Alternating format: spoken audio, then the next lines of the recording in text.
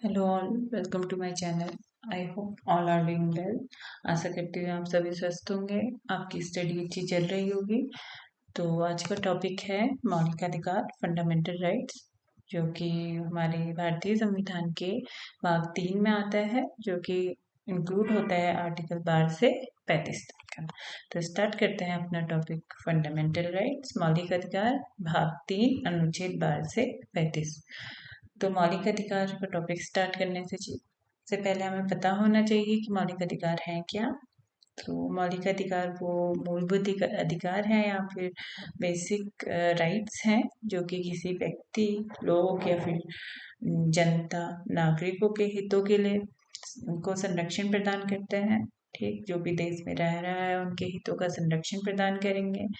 हम लोग स्वतंत्रता से इधर उधर जा रहे हैं, व्यवसाय कर रहे हैं, अपना बेसिक जो नीड्स है या फिर पूरी कर रहे हैं या फिर राइट्स हम ले रहे हैं, तो वो सब फंडामेंटल राइट्स मौलिक अधिकार के अंदर इंक्लूड होते हैं। ठीक, जनता को या फिर कोई भी व्यक्ति है, लोग हैं, उन्हें स्वतंत्रता का अधिकार है, समानता और सुरक्षा से जीवन जीने का हक जो प्रदान करता है वो हमारे मौलिक अधिकार है, फंडामेंटल राइट्स है। ठीक, तो जो जो जो हमारे बेसिक राइट्स हैं उन्हें संविधान द्वारा संरक्षित किया गया है। मीन्स इन्हें, अगर हमारे जो फंडामेंटल राइट्स हैं उनका कोई भी हनन करता है, उन्हें उनको कोई भी हमें अगर वो प्रोवाइड नहीं किए जाते हैं, तो उसके लिए हम न्यायालय जा सकते हैं। ठीक, जो कि सुप्रीम कोर्ट हाई कोर्ट में रिट जारी कर सकते हैं। ठीक, तो इसलिए मौलिक अधिकारों को संविधान द्वारा संरक्षण प्रदान किया गया है। किसके थ्रू प्रदान किया गया है? तो न्यायालय, जुडिशियल के थ्रू हमें मौलिक अधिकारों को संरक्षण प्रदान किया गया है। ठीक, तो जैसा कि हमें पता है, ये भारतीय संविधान के भाग 3 में अनुच्छेद 12 से 35 तक का उल्लेखित है। ठीक है, इन्हें जो मौलिक अधिकार हैं उन्हें भारत का मैग्ना कार्टा कहा गया है।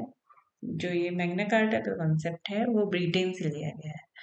तो अगर हमसे पूछा जाए कि भारत का मैग्ना कार्टा किसे कहा गया है, तो हमें पता है मौलिक अधिकार, फंडामेंटल राइट्स। ठीक है, तो आगे बढ़ते हैं। विश्व की अवधारणा में देखें या विश्व में देखें, तो जो सबसे पहले मैग्ना कार्टा का वर्ड का यूज किया गया था वो इंग्लैंड में 1215 में किया गया था, जब वहाँ की जो राजशाही थे सर जॉन, उनके द्वारा मजदूरों को कुछ अधिकार प्रदान किए गए थे। ठीक, जो अधिकार प्रदान किए गए थे, जो चार्टर उसका बनाया गया था, उसमें राजशाहियों द्वारा साइन किए गए थे।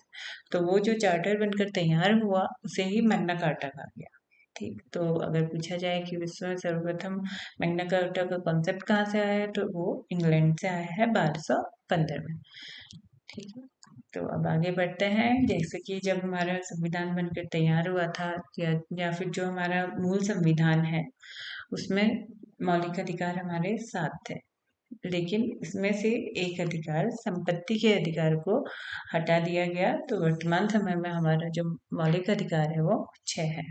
ठीक, तो संपत्ति के अधिकार जो कि आर्टिकल 31 में था, उसे 44वें संविधान संशोधन द्वारा 1978 में हटाकर फंडामेंटल राइट से विधिक अधिकार बनाया गया। ठीक, जो कि विधिक अधिकार 300A में अभी शामिल किया गया है। तो अगर पूछा जाए कि संपत्ति के अधिकार को कौन से संविधान संशोधन द्वारा हटाया गया, तो आपका आंसर होगा 44वें संविधान संशोधन 1978 के थ्रू। ठीक है, तो जैसे कि हमें बेसिक राइट्स दिए गए, जो कि हमारे बेसिक राइट्स हैं, हमें जिनकी नीड है, तो उसका किसी को संरक्षण भी प्रदान किया गया होगा। और कभी भी ऐसी इमरजेंसी की सिचुएशन आई तो हम उन्हें, तो किसी के द्वारा उन्हें निलंबित भी किया जा सकता है और प्रतिबंधित भी किया जा सकता है। तो अक्सर ये क्वेश्चन पूछे जाते हैं कि किसके द्वारा जो मौलिक अधिकार है उसे निलंबित किया जा सकता है, तो हमारा आंसर होगा राष्ट्रपति द्वारा। ठीक, आपातकाल के दौरान, तो जो दो हमारे फंडामेंटल राइट्स है, जो कि आर्टिकल 20 और आर्टिकल 21 इंक्लूड करता है, उसे छोड़कर सभी जो हमारे फंडामेंटल राइट्स हैं उन्हें निलंबित किया जा सकता है, वो भी आपातकाल के दौरान। ठीक है, अगर कभी जब युद्ध या फिर विदेशी आक्रमण हो तो उस वक्त जो राष्ट्रीय आपातकाल की घोषणा की जाती है, उसमें जो आर्टिकल 19 है, जो कि छह मौलिक अधिकारों को इंक्लूड करता है, जो बेसिक राइट्स हैं हमारे, ठीक, उसे निलंबित किया जा सकता है। ठीक है, ऐसे ही अगर पूछा जाए कि फंडामेंटल राइट्स को प्रतिबंधित किसके द्वारा किया जाता है, तो हमारा आंसर होगा संसद के द्वारा। ऐसे ही हमने जैसे अभी डिस्कस किया कि अगर हमारे जो फंडामेंटल राइट्स हैं या मौलिक अधिकार हैं, उनका अगर हनन किया जाएगा तो हम सुप्रीम कोर्ट या हाई कोर्ट में जाकर, न्यायालय में जाकर उसके खिलाफ रिट या फिर याचिका दायर कर सकते हैं। तो एक तरह से न्यायालय है जो हमें संरक्षण प्रदान कर रहा है। तो मौलिक अधिकार का रक्षक या संरक्षण किसे बोलेंगे, तो सुप्रीम कोर्ट आर्टिकल 32 के थ्रू और हाई कोर्ट आर्टिकल 226 के थ्रू हमारा जो संरक्षक है वो न्यायालय है। ठीक है, तो इसका मतलब है कि न्यायोचित है, फंडामेंटल राइट्स वाद योग्य है। ठीक है, आगे बढ़ते हैं। जैसे कि अभी वर्तमान समय में मौलिक अधिकार है, वो टोटल 6 मौलिक अधिकार हमारे पास है। तो जो पहला अधिकार है वो समानता का अधिकार है, जो कि आर्टिकल 14 से 18 में इंक्लूड किया गया है। स्वतंत्रता का अधिकार 19 से 22 में इंक्लूड किया गया है। शोषण के विरुद्ध अधिकार 23 से 24। धार्मिक स्वतंत्रता का अधिकार 25 से 28। संस्कृति और शिक्षा संबंधी अधिकार 29 और 30। ऐसे ही संवैधानिक उपचारों का अधिकार आर्टिकल 32 में इंक्लूड किया गया है। जो भी रिट वगैरह जो 5 तरह की जारी की जाती है, वह आर्टिकल 32 में इंक्लूड की गई है। ठीक है, तो आगे बढ़ते हैं अनुच्छेद 12 की ओर, जिसमें राज्य की परिभाषा दी गई है।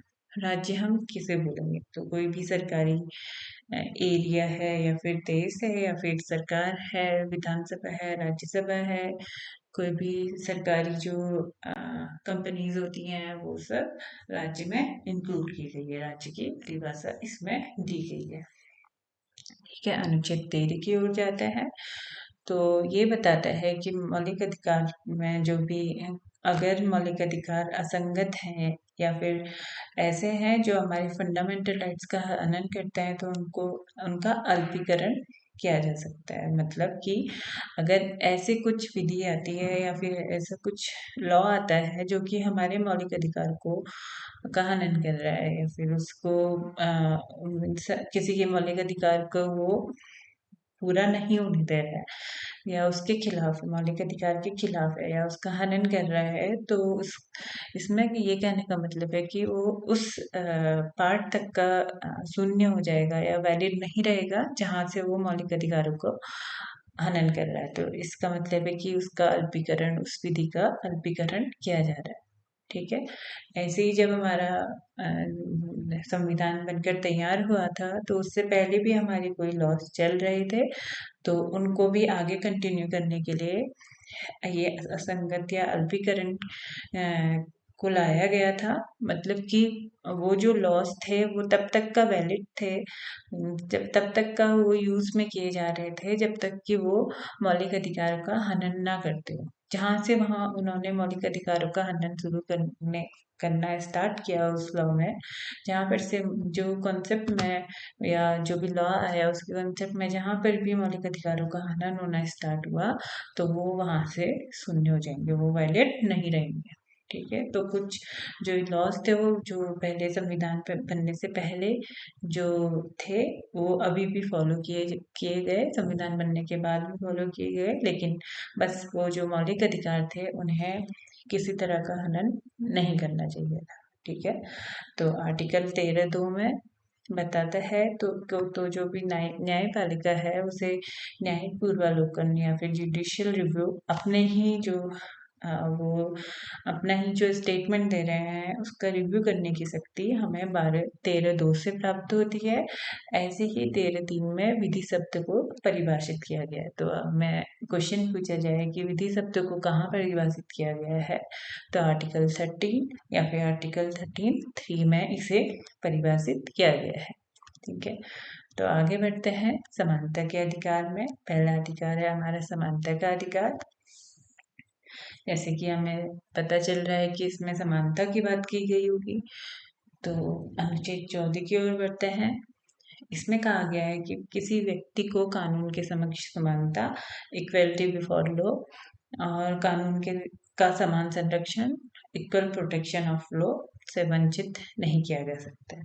इसका मीनिंग है कि किसी को भी अगर कोई केस आता है जिसमें एक पार्टी अमीर है और एक पार्टी गरीब है, तो उन्हें इस असमानता के कारण केस ना लड़ा जाए न्यायालय में, ऐसा नहीं प्रावधान है। जो भी गरीब पार्टी है, जो लोअर पार्टी है, उसे भी न्यायालय के थ्रू आजकल न्यायालय के थ्रू वकील प्रोवाइड किए जाते हैं। तो वहाँ पे कानून के समक्ष समानता या कानून का समान संरक्षण से वंचित नहीं किया गया है। ऐसे ही बहुत से स्टेटस के हिसाब से जो मौलिक अधिकार है वो देना, ये भी वैलिड नहीं है, तो उससे भी वंचित नहीं किया गया है। हर किसी को जो लॉज हैं वो प्रोवाइड किए गए हैं। तो ये बताता है कि कोई भी व्यक्ति कानून के समक्ष समानता या कानून का समान संरक्षण से वंचित नहीं किया जा सकता है। ठीक है, लेकिन इसमें कुछ अपवाद हैं। ठीक, जैसे कि आर्टिकल 361 के थ्रू ये कहा गया है कि राष्ट्रपति और राज्यपाल के शासन काल तक का राष्ट्रपति और राज्यपाल के जो कार्यकाल है उसके दौरान उन्हें किसी भी इसके जो भी वो निर्णय ले रहे हैं उनके खिलाफ अगर कोई भी पहले तो रिट नहीं डालेगा। ठीक है, अगर वो न्यायालय में जवाबदेही के हकदार नहीं होंगे।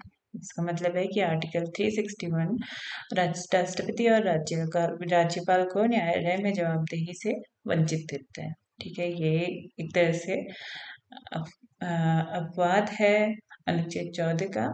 ठीक है, उनके खिलाफ कोई कार्रवाई नहीं हो सकती है। कार्यकाल के बाद हो सकती है, लेकिन कार्यकाल के दौरान नहीं। ठीक है, तो अनुच्छेद 105 ये बताता है कि अगर सदन में संसद सदस्य द्वारा कुछ भी बोला गया है, ठीक है, या किसी पार्टी के खिलाफ बोला गया है, तो उसके विरुद्ध न्यायालय में कोई भी कार्यवाही नहीं हो सकती। ऐसे ही आर्टिकल 194 के थ्रू राज्य विधानमंडल में कोई भी जो सदस्य हैं उनके द्वारा जो भी बोला गया है या फिर जो भी एक्शन लिया गया है उनके विरुद्ध न्यायालय में कार्यवाही नहीं की जा सकती है। तो हर किसी के में कुछ कुछ अपवाद हैं, कुछ कुछ को छोड़कर मतलब जो अधिकार प्रदान किए गए हैं, क्योंकि राष्ट्रपति और राज्यपाल को अनुच्छेद 361, 105 अनुच्छेद के थ्रू संसद के सदस्य को और 194 अनुच्छेद के थ्रू जो भी राज्य विधानमंडल के सदस्य हैं उन्हें इनसे संरक्षण प्रदान किया गया है। ठीक है, संरक्षण नहीं, एक तरह से अपवाद के रूप में, अनुच्छेद 14 के अपवाद के रूप में शामिल है। ठीक है, ऐसे अनुच्छेद बंद किसी भी नागरिक को केवल धर्म, मूल वंश, जाति, लिंग या जन्म स्थान को लेकर विभेद नहीं कर सकते। ठीक है, तो हम आगे बढ़ते हैं।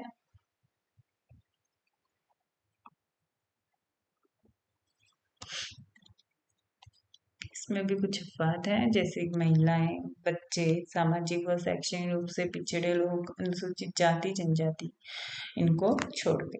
ठीक, तो आर्टिकल 16 क्या बोलता है? लोका नियोजन में समान अवसर, इक्वलिटी ऑफ अपॉर्चुनिटीज। ठीक, इसमें भी जाति, लिंग, धर्म, मूल वंश, जन्म स्थान आदि को लेकर लोका नियोजन में समान अवसर प्रदान किए जाएंगे। ठीक है, जैसे ये आर्टिकल 17 बोलता है अस्पृश्यता का अंत, अबोलिशन ऑफ अनटचेबिलिटी। ठीक, इसका मीनिंग है कि किसी भी सार्वजनिक स्थान में अगर जाने से रोकना, जैसे कि मंदिर है, होटल है, दुकान है, पूजा स्थल है, उनमें प्रवेश करने से रोका नहीं जा सकता है। ठीक है, किसी को भी, चाहे वो किसी भी लिंग का है, किसी भी धर्म का है, कोई भी उसका मूल वंश है, जन्म स्थान है, उसके बेसिस पे उन्हें रोका नहीं जा सकता।